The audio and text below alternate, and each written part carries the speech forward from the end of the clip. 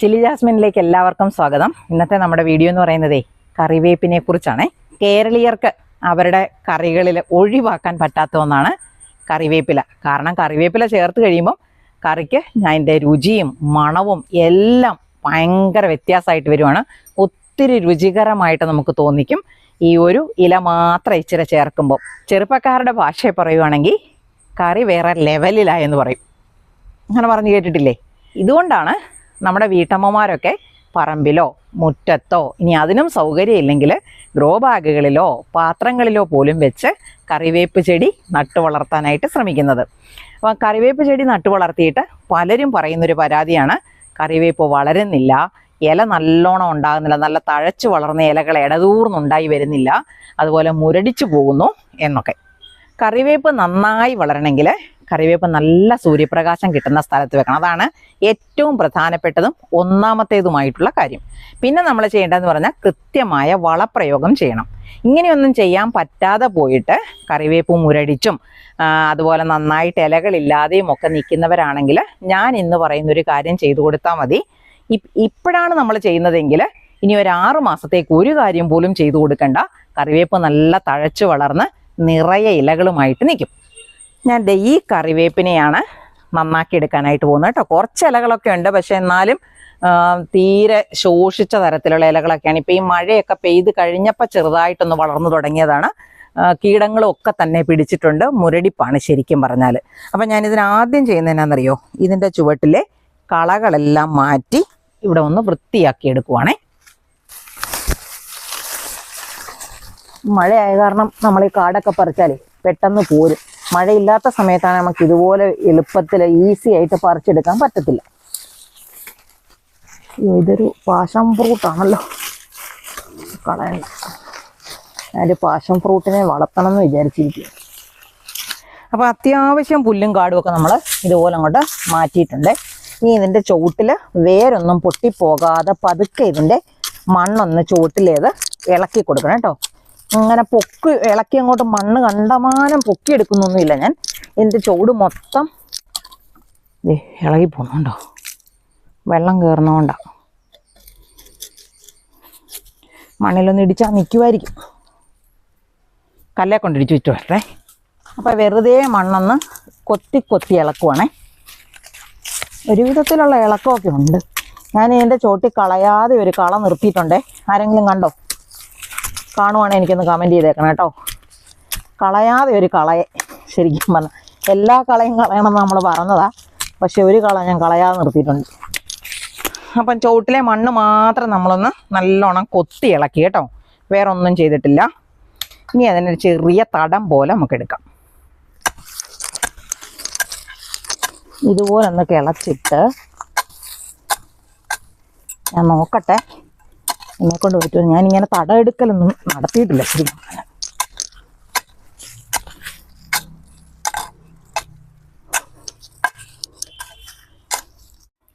ചെറിയൊരു തടം നമ്മൾ എടുത്തിട്ടുണ്ട്. ഒത്തൊന്ന് നോക്കിക്കേ. ഇത് ഒത്തില്ലെങ്കിൽ ഇന്ന് കമൻറ്റ് ഇട്ടേക്കണം കേട്ടോ. ഇതെങ്ങനെ ചെയ്യുന്ന ഒത്തിരി വലിയ കാര്യമൊക്കെ ഒന്നും എനിക്കറിയാൻ മേല. പറമ്പിലെ കൃഷി നമ്മളെപ്പോഴും ടെറസിൽ ഗ്രോ ബാഗുകളിലും പാത്രങ്ങളിലുമുള്ള കൃഷിയെല്ലാം നടത്തുന്നത്. അവിടെ ഇതുപോലത്തെ വാരമ്പെടുക്കലും ഇങ്ങനത്തെ കാര്യങ്ങളൊന്നും ചെയ്യേണ്ട കാര്യമില്ല. ഞാനൊരു പാത്രം എടുത്തിട്ടുണ്ട്. എന്നിട്ടേ അതിനകത്തോട്ട് ഏറ്റവും നല്ല ജൈവവളം കണ്ടോ, ചാണകപ്പൊടി അല്ലെങ്കിൽ ഏതെങ്കിലും ഒരു കമ്പോസ്റ്റ് വളം ഉപയോഗിച്ചാലും മതി. അപ്പം ഞാൻ ചാണകപ്പൊടി എടുക്കുന്നത്. കുറച്ച് ചാണകപ്പൊടി നന്നായിട്ട് എടുത്തിട്ടുണ്ട്. അപ്പോൾ ഈ മഴ സമയത്ത് നമ്മളിത് ചെയ്യുവാണെങ്കിൽ പിന്നെ എപ്പോഴും വളം ചെയ്യാനായിട്ട് നിൽക്കണ്ട. അല്ലെങ്കിൽ നമ്മൾ ശരിക്കും പറഞ്ഞാൽ മാസാമാസം വളം ചെയ്ത് കൊടുക്കണം. എല്ലാ മാസവും വളം ചെയ്ത് കൊടുക്കുകയാണെങ്കിൽ അത് ഒത്തിരി നല്ലതാണേ. ഇതിൻ്റെ അകത്തോട്ട് കുറച്ച് എല്ലുപൊടിയാണേ. മഴയൊക്കെ നനഞ്ഞിരിക്കുന്നതുകൊണ്ടാണ്, മഴ നനഞ്ഞ് ഇവിടെ കൊണ്ടുവച്ച് ഓടി മഴയല്ലേ. പിന്നെ അതെ കുറച്ച് വേപ്പും പിണ്ണാക്ക് കണ്ടോ. ഇനി ഇത് നല്ലപോലെ ഒന്ന് ഇളക്കി കൊടുക്കണം.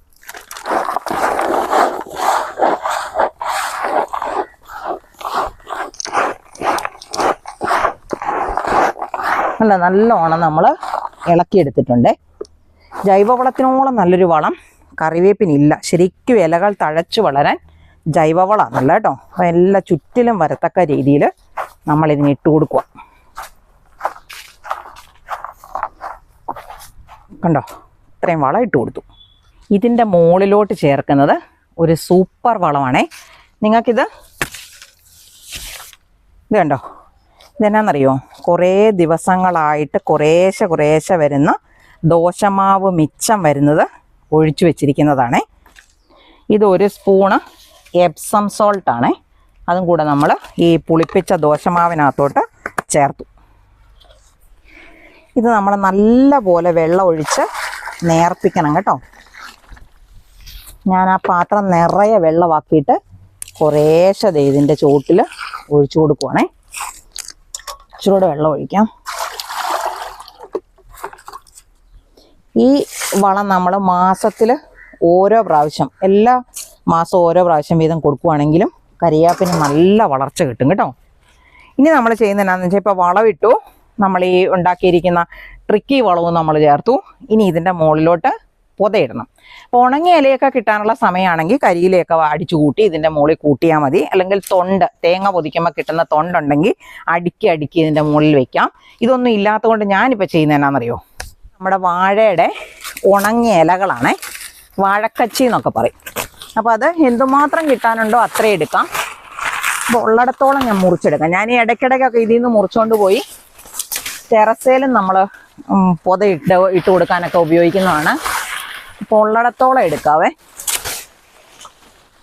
പിന്നെ ഇതേ കുറച്ചുണ്ട്, അതും എടുക്കാം. ഇവിടെ അധികം ഇല്ലെന്തോ,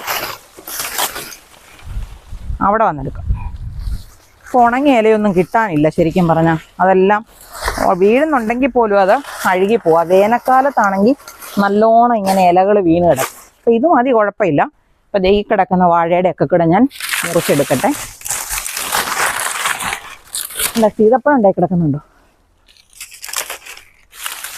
അത് ശരിക്കും പറഞ്ഞാൽ വെട്ടിക്കളയണമെന്ന് പറഞ്ഞാൽ നമ്മൾ നിർത്തിയിരുന്നത്. അതിൻ്റെ ഇടവഴിയൊക്കെ കയറി ഉണ്ടായിരിക്കുക.